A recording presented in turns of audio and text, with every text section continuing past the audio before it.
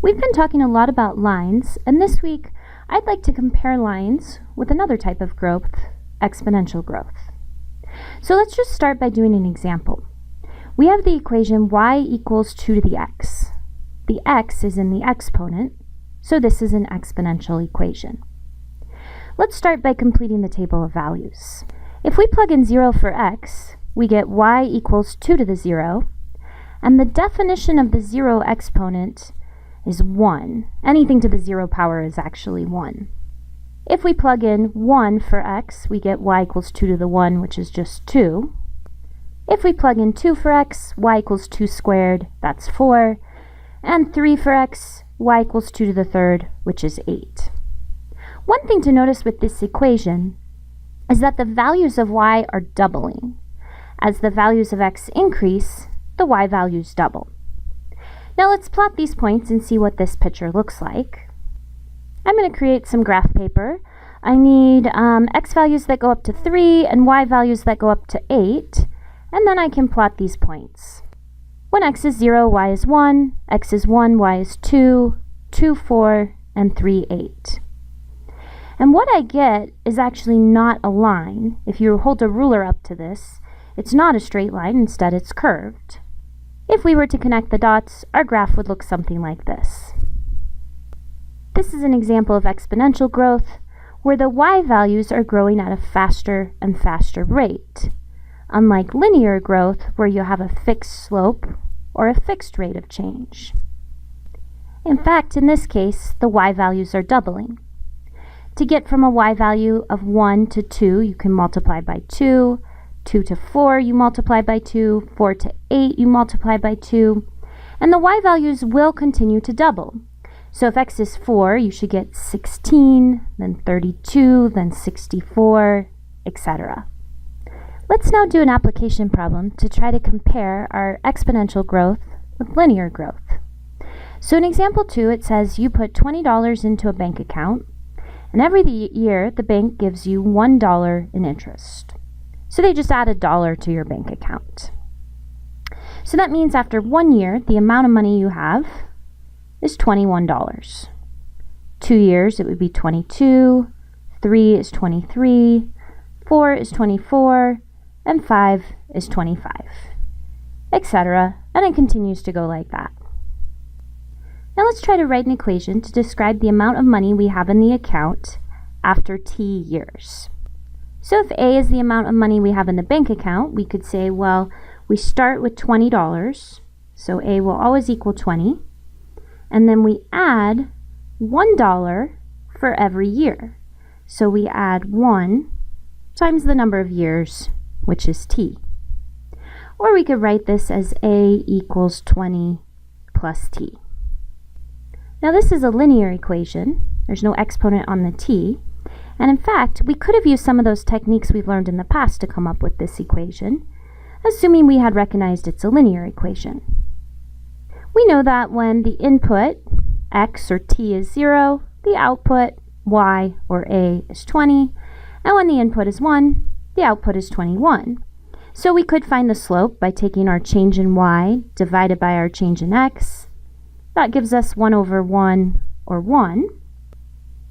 And then we could have used either our slope-intercept formula or our point-slope formula. With the point-slope formula, it would have been y minus 20 equals the slope, which is 1, times x minus 0. So y minus 20 equals x, or y equals x plus 20. Now this really is the same equation I have written down in purple. I've just used different letters. I decided to call the amount of money A instead of y, and I decided to call the number of years t instead of x. But it's the same relationship. It's a linear relationship. So part C says use your equation to predict the amount of money you'll have in the account after 30 years. This is basically saying what is A when t is 30. So if I replace t with 30, 20 plus 30 is 50, so we'll have $50. And that makes sense. If you get $1 every year, you should have an extra $30 in the account. So this was an example of linear growth. let's consider a similar situation. Same $20 go into the bank account, but now every year your account increases by 5% due to interest. So that means for the first year, the bank takes 5%, 0.05 times 20, which is 1. So that means in the first year, you earn $1 in interest. So you have $21. So far, this is really similar to the last example. But now, for the second year, well, you have $21, and so the bank is going to take 5% of that $21, and that's going to be the interest they'll give you. Again, to find a percent, you multiply. You take the percent as a decimal times the total, so 0.05 times 21. That's $1.05, so you make just a tiny bit more money now. You have $22.05. This pattern is going to continue. For the next year, they're going to take your current balance, $22.05, and multiply that by 5%. And I'm going to round to the nearest penny, the nearest hundredth, and I got $1.10. So now I have $23.15. I'm going to take 5% of $23.15. I get $1.16. That gives me $24.31. I'll take 5% of that. So now I get $1.22 in interest, and I have $25.53. This is just a little bit more than what happened in the last situation. But if we write an equation, our equation is going to be very different. It's going to be an exponential growth model. So this time, the amount of money in our bank account, well, we're still starting with the $20. So we always start with the $20. Is every year we can take the previous amount and multiply it by 1.05. You can double check my table of values. If you take 20 times 1.05, that should be 21. And then if you take 21 times 1.05, that should be 2205. And if you take 2205 times 1.05, that should be 2315, etc. So to get the next year, you multiply by 1.05. We're going to talk a little bit more about where that 1.05 comes from in Math 120. For now, let's not worry about it.